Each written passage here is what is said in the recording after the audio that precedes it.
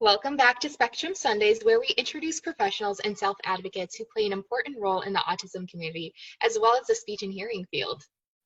This week, we are excited to welcome Lindsay Martsolf, who is not only a passionate autism advocate, but she's also a speech-language pathologist, the president of a nonprofit organization, and she's the proud parent of a child with autism. Thank you so much for being with us today, Lindsay. Well, thank you. Of course. So could you tell us a little bit about your background in speech pathology and how that maybe led you to become the president of a nonprofit organization? Sure. A little bit about myself is that I started 12 years ago as a speech therapist. I've worked for various organizations, the school district, the state. I work with kids from 3 to 12. I was previously in a program called the ABA program in schools for a state project. And that started when I first got into speech. I actually started as the hearing support teacher for Altoona. I really enjoyed it, but I really felt that speech was more my calling because being a little bit older than you guys, we had a bachelor's. It was actually a combined thing. It was speech and hearing. So you got to graduate in both in that field. So I chose to do hearing to start off with, but then I realized that speech was really more my calling. After working with the kiddos there, I proceeded to go into more speech, and then I got a new job at a different IU, an intermediate unit. But while I was working for the Altoona School District, I was in their ABA program, which back in the day I would never thought, which, you never know what kind of child you're going to have. But I was very passionate about those kids, not knowing in the future I would have one of those kids. So I had a lot of experience, moved around a little bit, and then when I had my daughter Addie, I was probably into about, I would say 6 or 7 years into speech.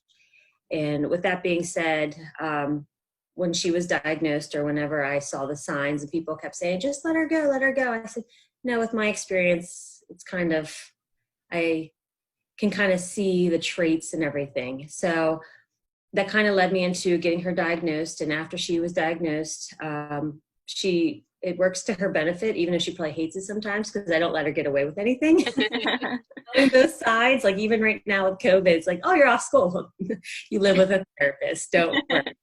So with that being said, it's made me know what availabilities are out there for her, and I want to help other families who don't know that. Being a therapist, being a parent, and then 2 years ago when I established the nonprofit for the Central PA autism community, not only did we want to create social events to get these kids whose parents don't really technically want to take them out in public because they are afraid of what their behavior is going to be like. Are they going to be embarrassed? Which is a natural feeling as a parent. You don't know. But then at the same time, my typical developing kid could have a meltdown at any moment too. So it's kind of back and forth. But to know what I went through, and my child is only 8. So we still have a long journey, but these parents need that. So as a parent, as a therapist, and now as the president of the autism community, how can we make it better for these parents? And being in all those situations, we welcome therapists and teachers into our organization so they can give, their recommendations or, help the parents in any way. So really, it's just being a parent and being a therapist has helped us in many ways. And then being that president is just kind of opening a different door. That's amazing. I love hearing your story. And I've known you for quite a few years now, but I don't know that I've ever listened to the whole beginning to end and how it kind of unfolded. And I also want to point out and recognize that the Central Pennsylvania Autism Community just recently changed its name to Community. And I feel like that really encompasses what it means to our autism community in Central Pennsylvania. And it really brings in together families who, like you said, might not have opportunities or feel comfortable going into the public. So having that community means a lot. And we actually just hit over 900 members.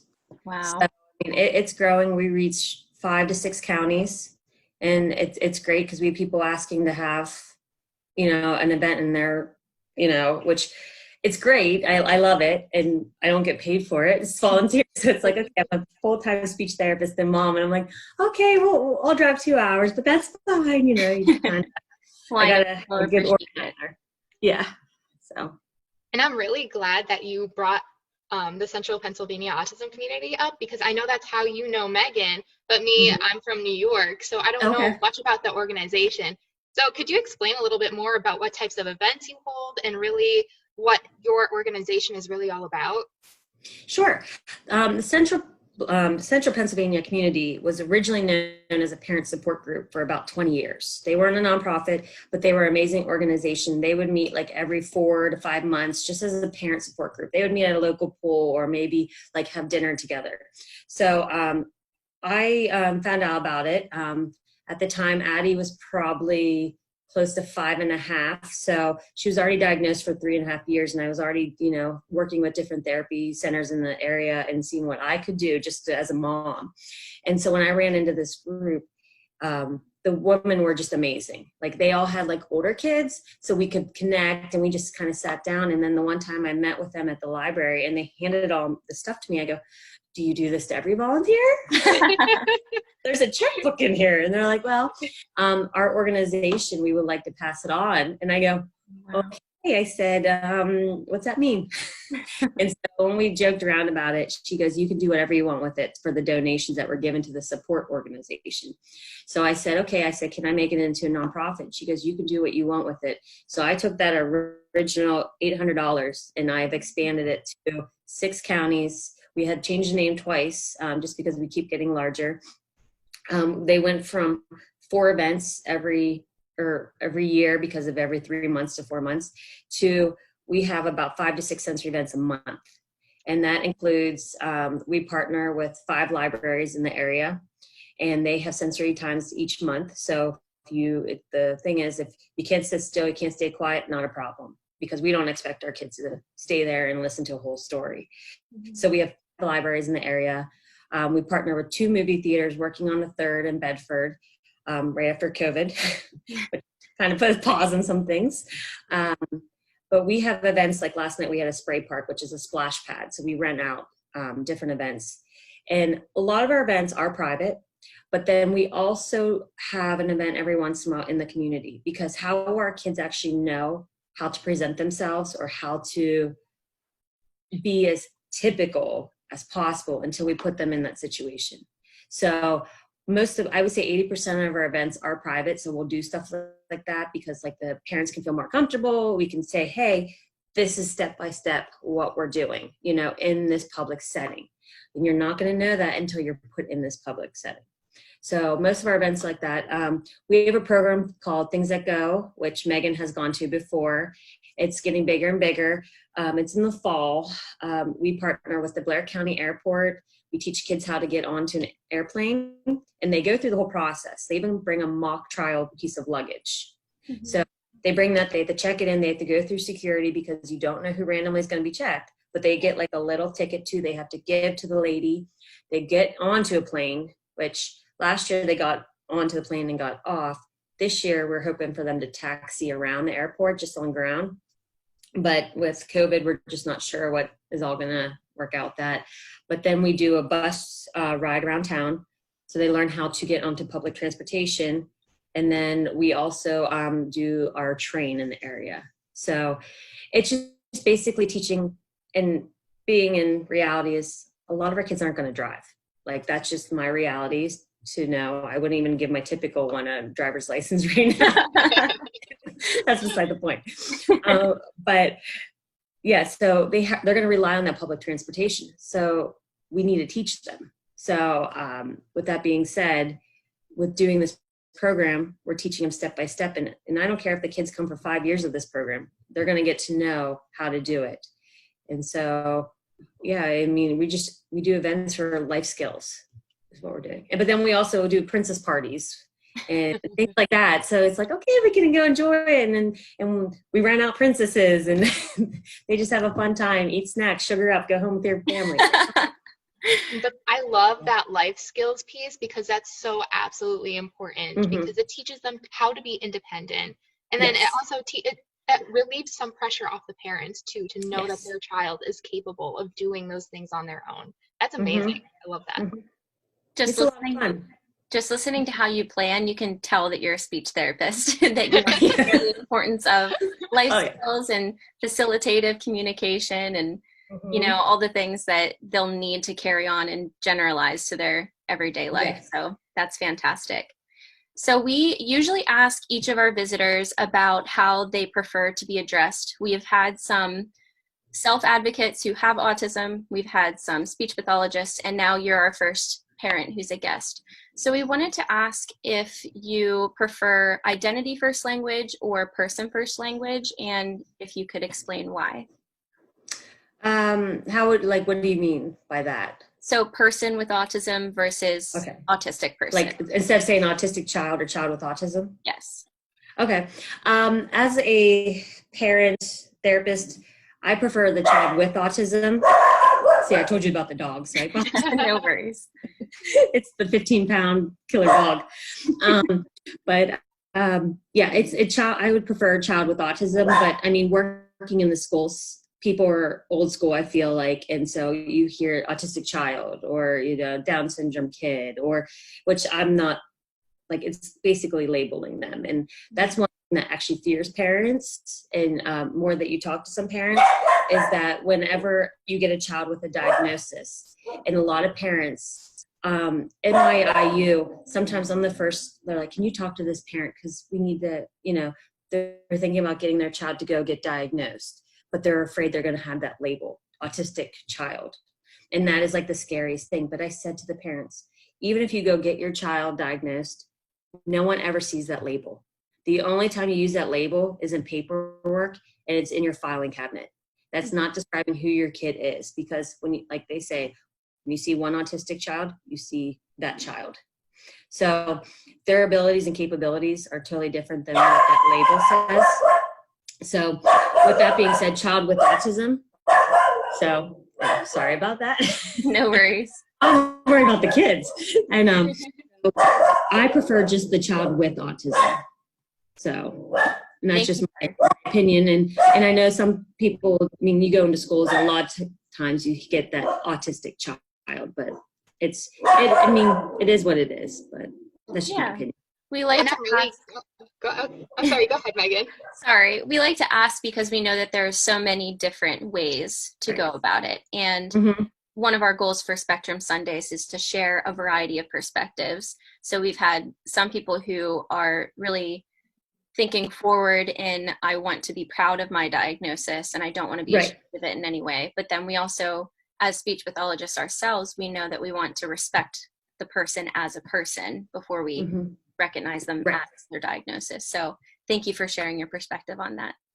Yeah, when I go into the homes, because I see through 21-year-olds, mostly my caseload is, I prefer the older kids. But when I go into the homes of these newly diagnosed children or the families, I don't even use the word autism, because it changes. It says, well, my child is still my child. And that's the truth. So, and a lot of parents, if I use it as autism, it's like saying that they have cancer. It's not the end of the world. Like, it's not going to be something that's, it inhibits the skills, but it just means there's room for growth. We're going to change those skills. We're going to improve them. So, and I know a little side topic, it kind of goes with this, the big controversy over the puzzle piece now.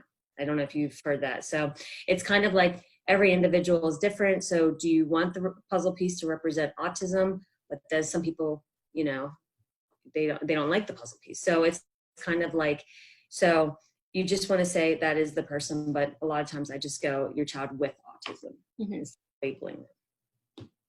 Absolutely. I 100% align with everything you just said. That's what I've been telling Megan from the beginning. Like, I really want a more accepting community and a community where people can see those individuals for what they can do instead of what they're labeled as and what they can't do in the moment, because everyone can learn and everyone can grow.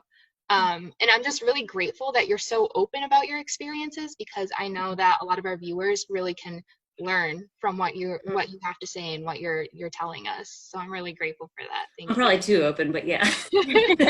Megan's known me long enough. I think it's refreshing and it's good to hear what's on your mind. Yeah, definitely. Actually, this kind of goes into what we were going to ask you next, which was about receiving the diagnosis. We know that it can be really emotional and a challenging experience at first for parents, especially if they don't have prior knowledge to what the disorder might be. So how do you feel that your education in speech language pathology really helped you prepare for that moment and helped you in responding for it? I don't know. I can say being a therapist at the time and working with the ABA project for several years, working with kids with disabilities and autism. But as a parent, you're never actually prepared. And what I say by that is when you have a child and someday, I don't know if you do, but like Megan, when you guys have a child someday, you're going to have that child. And to be honest, the first year of Addie's life, there's pictures where she's smiling, she's engaging. And I remember telling my sister, all right, we're in the clear. We don't have autism. Like it was that kind of like mindset in my mind. And then that one day, it was truthfully that switch turned off. And with that being said, I knew something was wrong. And and my husband at the time, he was never around kids. So he kept blowing it off. And he goes, you're just too worried. You know what the other side's like. So you're just worrying about every little thing. So I said, well, I'm making an appointment for Pittsburgh. He goes, don't you dare. Don't you dare. Like it was that, we were disagreeing to agree. And so I made the appointment for Pittsburgh without telling him. She had just turned 2 and she was delayed in walking. She wasn't focusing. She wasn't babbling as much. Like I said, it was just that switch. So I made the appointment for Pittsburgh. They said the earliest would be June, and this was October. So I said, okay, I have many months to explain to him when we're going to go for this appointment. And then they called around Christmas time and they said, we can get you in February. I was like, oh no, that shortens my time to convince my husband to go to Pittsburgh. So it was basically the same thing. I actually went out as a therapist and said, you know what, she's 2 years old. She can still get birth to 3. And we went through this whole thing because he wanted to rule out everything, and so did I.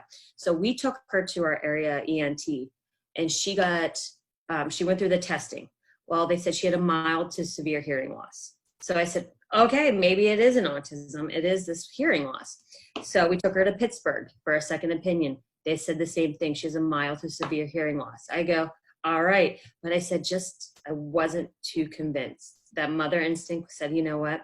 So what they did was they did another test and sedated her, and they did the newborn hearing test, what they would do to infants. So they used so she didn't have to do any hand raising or looking in any direction.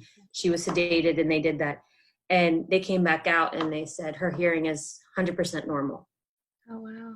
But the last 6 months, we've had hearing support. We've had speech services, everything. We've been teaching her sign, like what is going on.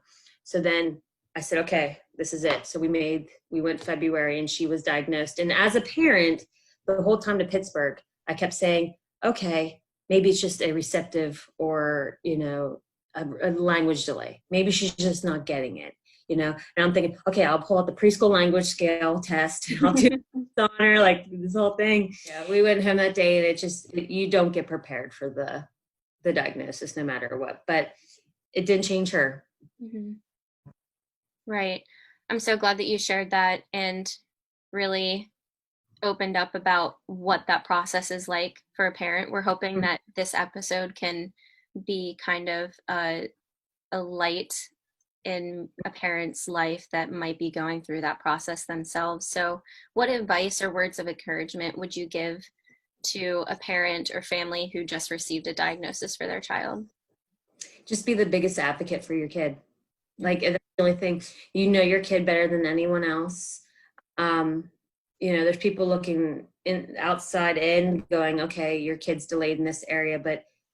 And the thing is too, your kid, it's hard because you can see things when your kid's at home in the comfortable environment and they won't do it in the community. They won't do it with somebody else. And they're like, oh, they're delayed because they're not doing it. Wait, they did it 5 minutes ago for you. So you just have to realize that your kid is who your kid is, your child. It's the same child, no difference.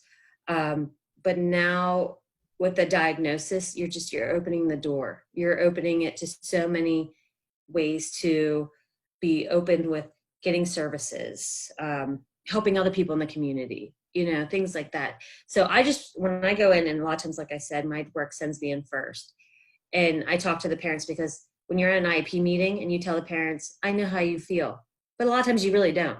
You don't really know, what your middle school student is doing at home, but you're telling the parent, I know how you feel. And it's like, no, you don't. Well, when I go to the meetings, I'm like, yeah, no, I just got slammed in the head by my kid this morning, or kicked in the foot. Yeah, I know how you feel. She's frustrated. So it's just, you have to just remember your kid is who your kid is. And even if, like, I have to tell my husband all the time, she's going to be 8 in October, believe it or not, Megan. Like, she's still a typical kid inside there. She just explained herself. So treat her like a typical kid. She has adaptations, but she's a typical kid. And she has feelings inside there, even if she can't tell you. So she takes a lot in, believe me. She's surprised sometimes. And she's such a sweetheart too. Yeah. She is. Well, I'm going to ask you a little bit more about I think, as a speech pathologist, we are always looking at the way others communicate. And I'm really interested to know, because you do have 2 strong and beautiful girls, one of who is neurodiverse and the other one who is neurotypical. How do they communicate with each other? And do you think that they help each other out in ways that other typically developing siblings might not? Yeah, we always said, both our girls were, I guess you could say, surprises, but it helped in a sense because they're only 18 months apart. So Lucy came along and we're like, oh, it's going to happen again. At this point, we didn't know, like, Addie had a diagnosis, but they're so much alike that they're almost like twins. It doesn't help that I dress them alike either. So it's people, but, Lucy, she calls it Addie Ease, or she speaks autism. In her mind, it's like no difference. Like, that's just how her younger sister is. There's been times where she just turned 6 and Addie will be 8 in October. But just explaining to her that her sister's a little bit, she doesn't learn the way that you learn. And they fight just like regular brother or like sisters. So there's no problem with that. But when I'm around my nieces and nephews, I'm like, oh, it's kind of nice not having a kid that talks back though. Like, Addie only has like a 1-word here phrase when they're like bickering. I'm like, oh, I'm glad. It's nice. You have a nonverbal child. But they get along, and she's her biggest advocate. And what is nice is that this year Lucy started the same school, elementary school, as her sister, and her kindergarten teacher said, I can tell you right now, this was back in November, she goes, I can tell you right now, 2 kids in this classroom wouldn't be striving unless it was for Lucy. She went through and she helped them in their times of trouble. Like, if they get down, she goes and helps them. And one kid is a behavior problem. They didn't tell me the name, but Lucy tells me enough at home. She has to report on everything. But she takes him under her wing. And so, like the teacher said, whenever he gets down or has trouble, she's there. She's the first one there to help him. So she's carrying these skills not only with her sister, but to other kids. So, I mean, I know she has a good heart, and I watched her too. Like, when we went to a dentist appointment a year ago, and there was a kid that came in with a trach in his mouth, like he had a feeding tube, he was hooked up to a wheelchair, and all these other kids were taking their games that they had. It was a pediatrician type of dentist, but all these other kids were hiding and staring. The kid passed Lucy, and Lucy didn't even blink. She didn't take a double look. She didn't say, oh, that kid's different. And like, she just says, okay. Like, she went back to her, her magazine and her book that she was reading. And that was one of the biggest proud moments, because she's not seeing those kids any different because she lives with it. She knows that Addie has many medical issues on top of autism.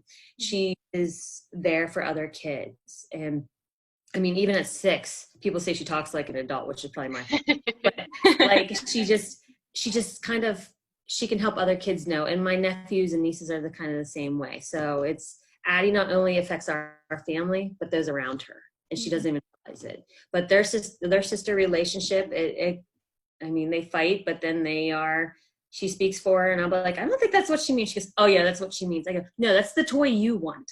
And you're saying she wants it. So she has a way of trying to also like put her own 2 cents in there. So of course, as kids always do. But that's really beautiful. And it's really nice to hear how siblings interact. And I've heard so many different stories of how it's just made families and siblings better. And it's really helped even drive those siblings to pick careers and professions where they can kind of give that back and make it into their life's work. So that's really beautiful. And I know it's not always going to be easy for her, because we talk about it, like with them in kindergarten and first grade, they're on the playground at the same time. So, I mean, there are kids who, think Addie's a little bit different. And so Lucy has come home asking me stuff about that. So, and she's seen how the way kids have treated Addie in the past. And she does make comments. And I said, you know what, it's going to get tougher on you, but it's going to be how you handle it and how the situation's going to be handled. So, and I know things are going to be rough, but we're going to take it day by day, because that's the only thing we can do. Absolutely. Well, you mentioned that you were kind of right on top of it and you saw those signs early on. We recently had a guest who was brave enough to share her story of receiving a diagnosis as an adult. So she went decades before she received a diagnosis. And we know that research really supports what autism looks like in boys. So what can you share about some of the common signs and symptoms that you see in girls for that early detection that might differ from what you see autism as in boys? To be honest, I mean, the higher percentages in boys. So we actually, my cousin, who is now, he'd be 30, he had the diagnosis of Asperger's. And on my husband's side, which is funny, Addie's would be my husband's cousin's son, but they're only 3 months apart, and he has autism. They're only 3 months in his family. So I always know boys have the higher percentage of being diagnosed. But to be honest, I mean, I guess in my mind, I try to say, like one kid with autism has autism. Boy versus girls, they all have their own obstacles to get through. I don't really see if there is a difference. I mean, and that's just me as a parent, not as a therapist. And I mean, there might be many differences.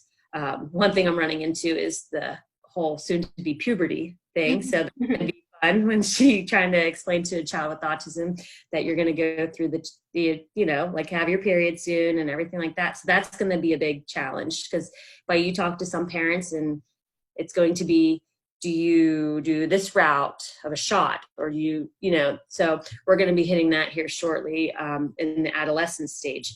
But from the beginning, boys versus girls, basically, I mean, it's really just treating them individually. Like, I've had severe girls, I've had low functioning girls, I've had high functioning girls that you're like, do they even have the diagnosis? And then same way with boys. So I don't know if I can technically answer that question, but just the fact is stating that you just take an individual child. Like, and I've had 2 twins that have been both diagnosed with autism, boys, but they're totally on 2 different ends of the spectrum. So you don't know until you meet that child. Right. So probably just looking at those language and developmental milestones and just taking it in stride. Like, I can never say that as a therapist for 12 years that if I did a chart to say like these boys were more severe than the girls were, or so vice versa, because I've had girls that I had a 5-year-old girl who just would sit there and bang her head off the wall if she would all day. Like, and I can't even say one boy is more aggressive than the girls or anything like that. It's just every child is different on the spectrum. Right, and it's hard to compare each child to each other, especially as they get older. Everyone's so unique, and their circumstances can really shape who they are and how successful they become too. And a lot of that comes from the parent support. So that's why I love your organization so much, because from the beginning, I was telling Megan, like, parent support is so important. I work at a school with for kids with autism, and I see how that parent support can really help the child, especially as they get older. I think it's just incredible. There's so much opportunity there.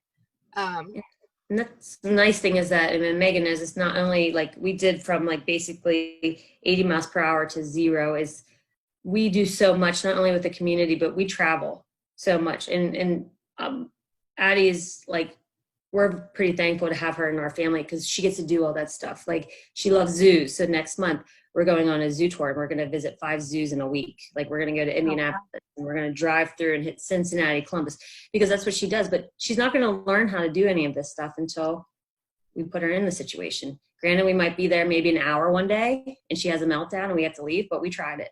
Mm-hmm. Yeah. So I want to come back to something that we were talking about earlier with advocacy and acceptance. Megan and I are Miss America title holders. So Megan is Miss Central Pennsylvania and I'm Miss Thousand Islands of New York. And we work to empower our generations to create a more kinder and more accepting community. And we hope that stories like yours will really help evolve our communities to become more accepting and embrace the differences between each other and celebrate them. So if you could give any advice to our viewers about acceptance and what that can really look like, what would that be? I mean, that could be a broad statement. I get what you're saying. But just advice is to, if you're a parent with a child that you either have questions about being on the spectrum or getting the diagnosis, just to remember the diagnosis doesn't change your child. The diagnosis only says, hey, I'm going to open the door for more therapies, more ways to get some, like, not just therapies, but like even the diaper program that I tell parents about. When your kid's in the state of Pennsylvania, when your kid is 3 and not fully potty trained, you can sign up for a program where they deliver pull-ups to your door every week or every month. I'm sorry. But stuff like that, like, your child is not going to hit the milestones of a typical developing kid. So never compare your kid to a typical kid, because even typical kids, you can compare them, and where are you going to head with that? So the diagnosis is just for you to know your child. It's not just the label to explain your whole kid.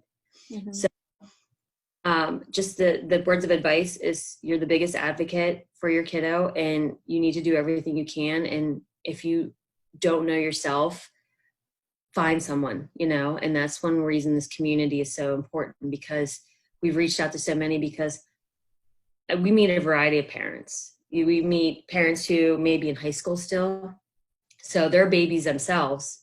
And then we have parents who, oh man, I'm 50 years old, I just found out I'm pregnant. And then like it's 53 and like my kid's diagnosed, I'm supposed to be a grandparent at this point. It's like, okay, you know what? We're going to work with you. We want this kid to have the best future it can possibly do, the most experiences, the best help. You lost your speech therapist, or your kid doesn't talk. Let's work on that. Or I have many parents who send me their child's IEP and say, can you look over this? Because I don't know what this says.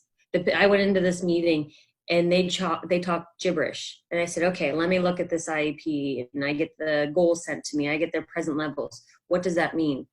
So it's just, you need an advocate out there. If you're not going to be, you're going to be that one for your child, but just to get as many resources, and just to remember that the ultimate goal is to get your child to the highest level it can.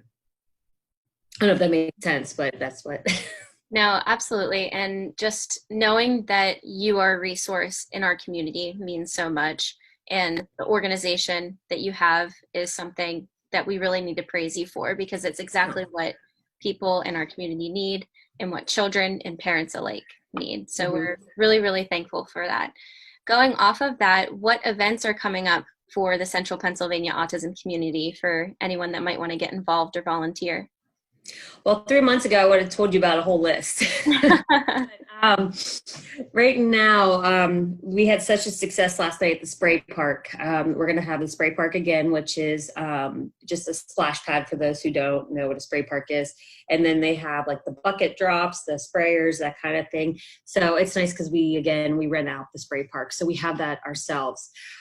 So we have that coming up in July again. We actually have our summer picnic.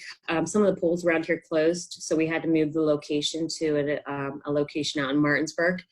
And we have it's a private summer picnic party. We have that going on. August 1st is our community walk. Last year we had about 500 individuals come out. This year we decided to make it the area's first indoor sensory track. So instead of having it outside with a lot of obstacles for our kiddos, we're putting it inside. But because of with COVID right now, we're making it 2 different walk times. So there's going to be a 2 o'clock walk time and a 3 o'clock walk time. That way we can divide the group. And what's nice is walking inside, they can use their wheelchairs. There's they're walkers, nothing on a track that could inhibit or ruin the track, or we're going to be inside on a carpet. Mm-hmm. We'll have a breakout room for the kids who need to have a few minutes to break out, but there's going to be bounce houses, face painting, that kind of thing, balloon artist. So that's August 1st. And so we're really pushing that. And even though we've had to reschedule it 3 times, the families they've been really understanding with everything. And we're still in the process of doing the things that go in September. So we're hoping some things will open back up. But I contacted Chuck E. Cheese, and they do a once a month sensory Chuck E. Cheese. And we work closely with the one here, because actually some Chuck E. Cheese have closed their sensory times because it wasn't high enough attendance, where ours is booming. And I think that helps that we kind of encourage kids to go. Mm-hmm. So they're just opening up just for us. They're going to have, like, even though Chuck E. Cheese didn't say, hey, this is national now, but our Chuck E. Cheese is willing to work with us and open up their sensory time again. So we have that in July. But yeah, so it's been an advantage having this time off, but then it gives me time to sit down and go, what can I plan? What can I do? So I don't know. It might be, my husband might say a little different. But so we have a bunch of events coming up, and there's going to be some new ones in the fall, and we're actually hoping to engage in a lot of the older adolescent kiddos.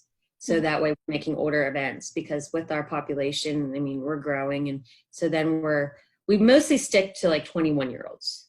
I would love to help the the young adults, but that gets into a whole new territory, a whole new area. So we help if we can with the whole transition, if they need help with like what services are available.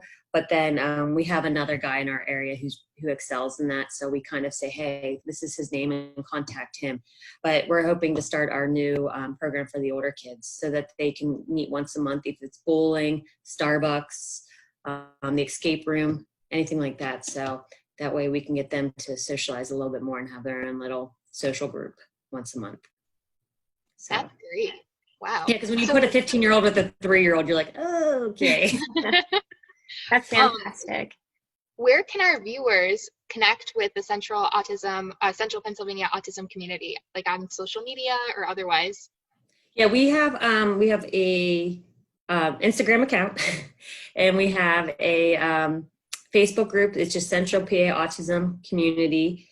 We actually, for those who find us on Facebook, we have 2 different sites. We have one that's like a business site, and then we have one that's for parents and like educators, so that way they can get more involved. But if it's somebody who just wants to know when our events are, like the walk, we have a business page. So there's 2 pages on that, so it kind of clearly states what page is which. So that way we don't like to let anyone just in our group, because and they have to answer questions to be in there, just to kind of filter out, because if not everyone, we'd have 1,500 people.